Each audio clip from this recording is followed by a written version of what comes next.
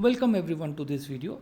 In this video, I am going to talk about one of the recent releases on Snowflake, which is about database object storage. Now, in this release, what Snowflake has done is it has actually increased the size of the column length and equivalent sizes has been improved for a lot of different data types. So over here, I'm going to demonstrate with respect to VARCHAR how the data type kind of limit is changed and how we can actually go and see these things in action. Okay, now these changes are coming as part of bundle releases, right? Over here, if you execute this command, what you will get is a completely JSON file that will have information about against which bundle all these features of Snowflake you actually go and use, right?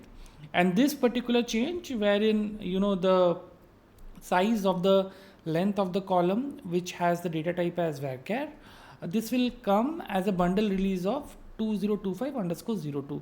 So this is exactly the command through which we can go and validate it. So it has to show something like enabled. You see, it has been enabled, right? It is not disabled. So I can go and actually do a lot of my checks, validations on this particular feature, right? So how do I even do the validation, right? Now the change which Snowflake has done is, let's say the column is of data type varchar. So actually the maximum length which till now it was supporting was of 16 MB, but henceforth it will be 128 MB. Okay, so but how do we even check it whether it is actually supporting these values or not? So one quick way to check is how can we compile the table with this data type, okay, and length also, right? Now what I will do is I will create this table, okay, and then what I will do is I will try to describe this table. So whenever we create any table with column varchar data type, so obviously the default, there will be a default length, right? So the default length is 16 MB. Now over here what we are telling, it can support 128 MB with this new bundle release, right? So what I will do is, this is a description field, I will try to compile this table one more time, and the length will be 128 MB this time, okay? And let's see whether it works or not, okay? Whether the system will allow me to even kind of do this compilation or not.